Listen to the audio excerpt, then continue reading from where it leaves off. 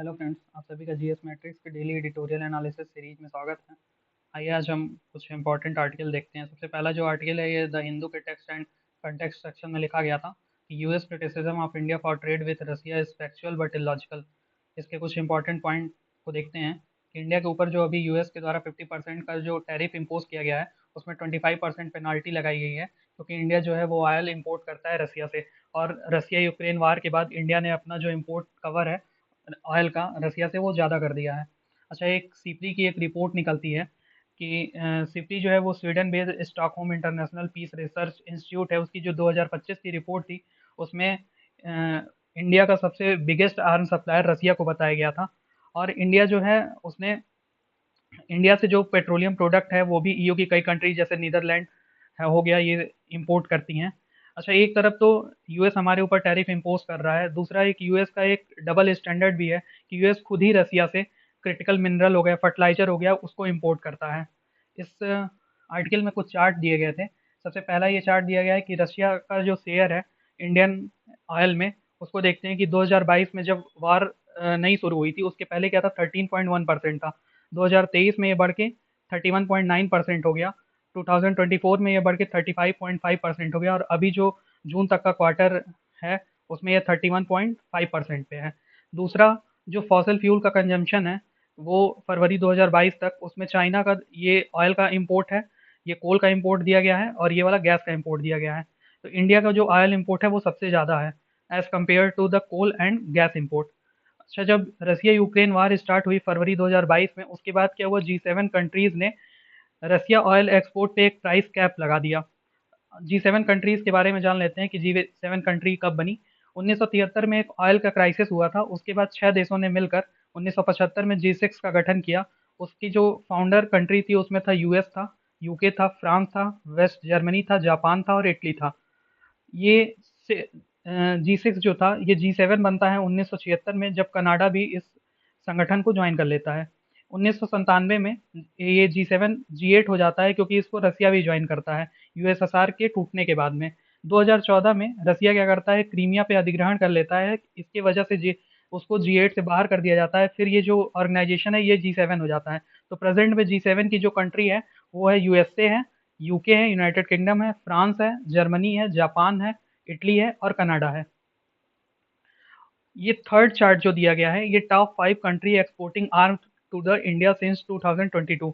2022 के बाद में इंडिया के जो आर्म सप्लायर हैं उसमें सबसे बड़ा परसेंटेज जो है वो रसिया का है, ये 53% है। उसके बाद यूएस का परसेंटेज है 17.7%, उसके बाद साउथ कोरिया है, स्पेन है और इटली है। यानी हम जो सबसे ज़्यादा आर्म मिलिट्री इक्विपमेंट आयात करते हैं उस रसिया से सबसे ज़्यादा करते हैं और दूसरे नंबर पे यूएस से हैं।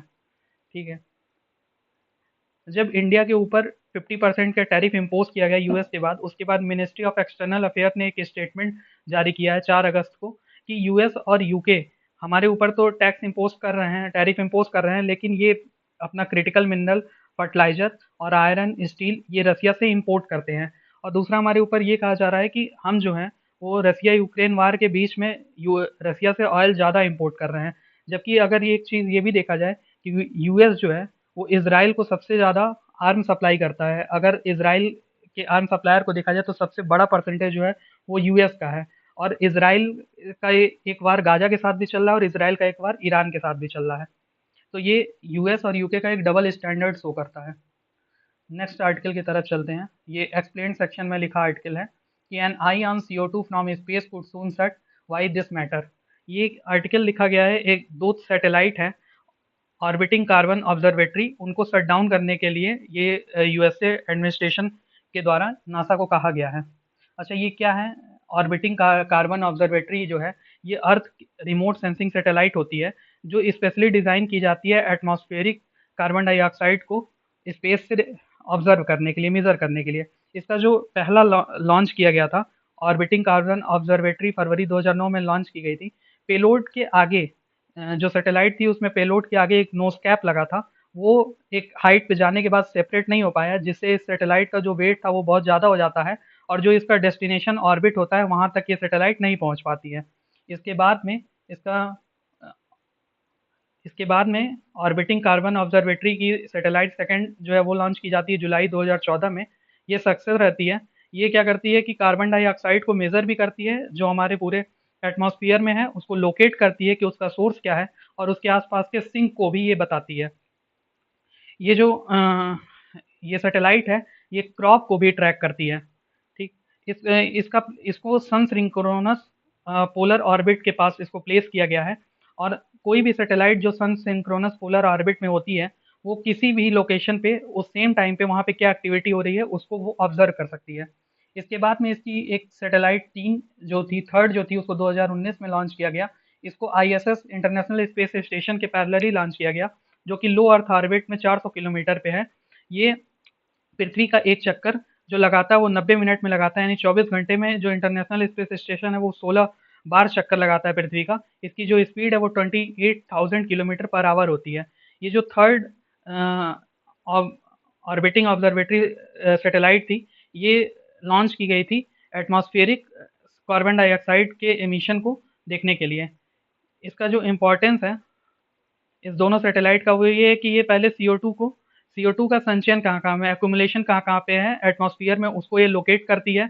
इसके पहले क्या होता था कि ये सैटेलाइट जब नहीं थी तब साइंटिस्ट कैसे CO2 को ऑब्जर्व करते थे, मेजर कैसे करते थे कि ये जगह-जगह पे वहाँ पे वेरियस लोकेशन पे कुछ इंस्ट्रूमेंट प्लेस किए जाते थे, और उसके द्वारा ही हमारा CO2 का कितना एक्युमुलेशन है एटमॉस्फेयर में उसको मेजर किया जाता था। लेकिन ये जो सैटेलाइट के पहले के जो डाटा हमको मिलते थे, वो पूरे हमारे पृथ्वी पे कितना CO2 है एटमॉस्फेयर में, ये डाटा नहीं दे पाते थे, जबकि ये सैटेलाइट बहुत ही इफेक्टिव वे में उस डाटा को प्रोसेस करती है।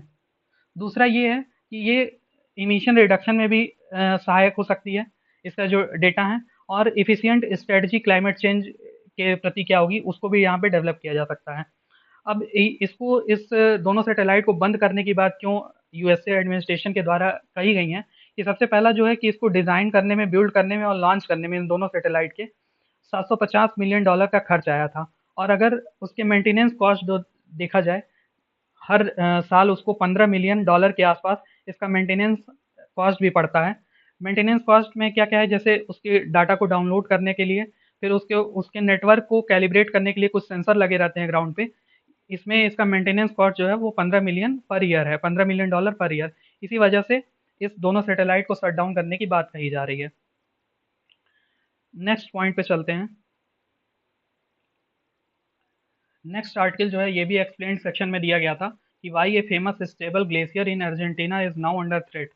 अर्जेंटीना का वो कौन सा ग्लेशियर है जो इस समय थ्रेट में है, आइए इसके कुछ इंपॉर्टेंट पॉइंट को देखते हैं। तो एक पेरेटो मोरेनियो ग्लेशियर है अर्जेंटीना में। 7 अगस्त को एक रिपोर्ट आई है कि ये ग्लेशियर 2019 के बाद में थिनिंग यानी पतला हो रहा है, उसकी जो चौड़ाई है वो कम हो रही है। ये जो ग्लेशियर है इसका जो लोकेशन है वो लॉस ग्लेशियर नेशनल पार्क में है। लॉस ग्लेशियर नेशनल पार्क जो है वो यूनेस्को के वर्ल्ड हेरिटेज साइट में भी है। और कुछ साल पहले क्या किया गया था कि 750 पाउंड का एक रडार रिज था जिसको ग्लेशियर के सरफेस के ऊपर रखा गया, और उसमें इलेक्ट्रोमैग्नेटिक वेव की ब्लास्टिंग करवाई गई, जिससे पता चला कि ये जो ग्लेशियर है इसकी थिकनेस कितनी है। अब 2019 के बाद में इसकी जो थिकनेस कम हो रही है उसी पे ये रिपोर्ट प्रकाशित हुई है, जिससे वजह से ये ग्लेशियर चर्चा में है। अगला जो आर्टिकल है ये भी इंडियन एक्सप्रेस में दिया गया था। नॉट बाय रोट, यानी सिर्फ रटने से काम नहीं चलेगा। सीबीएसई क्या करने जा रही है कि एक प्लान लाने जा रही है जिसमें ओपन बुक एग्जाम होगा क्लास 9 के लिए, जो 2026-27 से एकेडमिक सेशन से लागू होगा। ये जो शिफ्टिंग है, shifting the focus from rote learning, यानी एक र, रटने की लर्निंग से निकल के एनालिटिकल थिंकिंग पे जाने की ये अप्रोच है। ठीक। ये न्यू एजुकेशन पॉलिसी में भी इसको मेंशन किया गया था, और जो national curriculum framework for school education 2023 था उसमें भी इस चीज़ को मेंशन किया गया है कि अब बच्चों को एनालिटिकल थिंकिंग पे ज़्यादा वो किया जाए। अच्छा, 2011 में सीबीएसई ने एक चेंज किया था जिसमें सीसीई पैटर्न लाया था और ग्रेडिंग सिस्टम लेकर आए थे। कॉन्टिन्यूस एंड कम्प्रिहेंसिव इवैल्यूएशन इसका नाम दिया गया था, जिसमें 9 से लेकर 10th तक के मार्क्स को जोड़ के एक ग्रेडिंग सिस्टम बनाया गया था। और ये जो ओपन बुक एग्जाम है इसकी एक पायलट स्टडी भी की गई 2023 में, जिसको क्लास 9 से लेकर क्लास 12 के लिए, इसमें जो स्कोरिंग आया इस ओपन बुक एग्जाम का वो 12% से लेकर 47% के बीच में था। नेक्स्ट आर्टिकल पे चलते हैं। नेक्स्ट आर्टिकल है अलास्का अपॉर्चुनिटी। एक जो अभी मीटिंग होने वाली है ट्रंप और पुतिन के बीच में, ये रसिया यूक्रेन वार के संबंध में ही होने वाली है। रसिया यूक्रेन का वार है वो जो 3.5 साल के ज़्यादा समय से चल रहा है, फरवरी 2022 से शुरू हुआ था। इसमें क्या है कि यूक्रेन के प्रेसिडेंट तो नहीं होंगे, लेकिन इसमें यूएस के प्रेसिडेंट ट्रंप और रसिया के प्रेसिडेंट पुतिन इस मीटिंग में होंगे। अलास्का जो एक पार्ट है वो पहले रसिया का ही पार्ट था, लेकिन 19वीं सदी में यानी 1800 से 1900 के बीच में इसको अमेरिका को बेच दिया गया था रसिया के द्वारा। यानी उस समय रसिया तो उस समय यूएसएसआर था। ठीक है। ये जो मीटिंग होने वाली है इसका Italy, France, Germany, Poland, European commission ने तो स्वागत किया है। और एक बात ये भी कही है कि कोई भी शांति का रास्ता जो है वो यूक्रेन के लिए निकाला जा रहा है, लेकिन यूक्रेन के बिना नहीं निकाला जा सकता है। यानी यूक्रेन की भी प्रेजेंस वहाँ पे होनी जरूरी है। ट्रंप ने ये स्टेटमेंट दिया है कि कुछ रसिया और यूक्रेन दोनों को मिला के कुछ अपने टेरिटरीज का आपस में अदलाव बदलाव करना पड़ेगा, स्वैपिंग करनी पड़ेगी। उसके बाद ये जो स्वैपिंग होगी ये दोनों के लिए, रसिया और यूक्रेन दोनों के लिए एक शांति प्रस्ताव होगा। ठीक है। जेलेंस्की का ये स्टेटमेंट है कि Ukraine will not gift their land to the occupier. यानी यूक्रेन जो है वो रसिया जो उसके ऊपर ऑक्युपाई करना चाहता है उसको वो अपना वो कोई भी लैंड नहीं देगा। रसिया यूक्रेन वार का जो रिजल्ट है वो क्या है कि 3.5 साल से ऊपर से जो ये वार चल रहा है उसमें क्या हुआ कि ग्लोबल सप्लाई चेन जो है फूड एंड फ्यूल की ये बढ़ गई। रसिया और यूक्रेन वार जो कि 3.5 साल से भी ऊपर समय हो गया चलते, इसमें क्या हुआ है कि ग्लोबल सप्लाई चेन को नुकसान काफ़ी पहुंचाया है। रसिया की जो डिपेंडेंसी है वो चाइना पे बढ़ गई है, और यूरोपियन कंट्रीज जो हैं वो अपने आप में एक जुटता हुई है उनके ऊपर में। और जो नेटो का एक्सपेंशन है वो भी बढ़ा है कि फिनलैंड अभी अभी नेटो को ज्वाइन किया है। नेटो क्या है कि नॉर्थ अटलांटिक ट्रीटी ऑर्गेनाइजेशन है। इसका जो फॉर्मेशन हुआ था वो 1949 में हुआ था। सेकेंड वर्ल्ड वार के बाद में जो यूएसएसआर था उसका जो एक्सपेंशन था वो वेस्ट यूरोप में हो रहा था, उसी को रोकने के लिए नेटो का जो गठन किया गया था। इसका जो हेडक्वार्टर है वो ब्रुसेल्स बेल्जियम में है। और ये जो नॉर्थ अटलांटिक ट्रीटी है इसका एक आर्टिकल 5 जो है वो काफ़ी चर्चा में रहता है। आर्टिकल 5 में ये लिखा गया है कि attack one NATO country is considered an attack on all. यानी अगर किसी भी एक नेटो कंट्री पे हमला होगा, कोई भी देश हमला करेगा तो उसको सबके विरुद्ध हमला समझा जाएगा। अच्छा, इस पूरी वार में क्या हुआ है कि यूक्रेन को जो है वो आर्थिक सहायता भी मिली है और स्ट्रेटेजिक सपोर्ट भी मिला है पश्चिम से। अगले आर्टिकल पे चलते हैं। अगला आर्टिकल है कि vehicle owners deserve support on use of ethanol blended fuel. ठीक है। इथेनॉल ब्लेंडेड फ्यूल के बारे में देखते हैं कि यूएस और ब्राजील, यहाँ पे इथेनॉल ब्लेंडिंग बहुत ज़्यादा होती है। ये इथेनॉल ब्लेंडिंग कब शुरू हुई? जब 1970 का एक ऑयल शॉक हो, 1973 में ऑयल क्राइसिस, उसके बाद में इथेनॉल की ब्लेंडिंग स्टार्ट हुई पेट्रोल में। इंडिया में क्या है कि अगर 20% ऑफ इथेनॉल को पेट्रोल में ब्लेंड किया जाता है तो वो पूरे साल में हमारे लगभग $10 बिलियन का जो वो फॉरेक्स है उसको रोकता है। यानी हम ऑयल ज़्यादा इंपोर्ट करते हैं तो इंपोर्ट कवर को हमारे वो कम करता है। अच्छा, ethanol has an efficiency penalty. Ethanol को ब्लेंड करने का दो पेनाल्टी होता है। सबसे पहला तो ये है कि ये मटेरियल की ड्यूरेबिलिटी को कम करता है। ठीक। और दूसरा ये है कि फ्यूल हैंडलिंग सिस्टम को ये करोडेट करता है।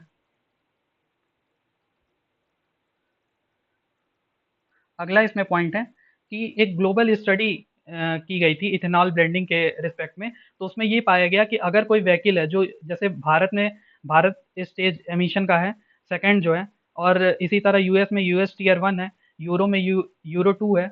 अगर इसमें इथेनॉल ब्लेंड किया जाता है इस तरह के व्हीकल में तो ये व्हीकल जो है वो कंपैटिबल हैं इथेनॉल 15% के लिए। यानी इथेनॉल 15 का मतलब है कि इथेनॉल जो होगा वो 15 होगा और पेट्रोल जो होगा वो 85% होगा। ठीक है। 2023 के बाद से जो भी इंडिया में व्हीकल बेची जा रही हैं वो इथेनॉल 20 को प्रोसेस करने में इफिशियंट है। थैंक्स।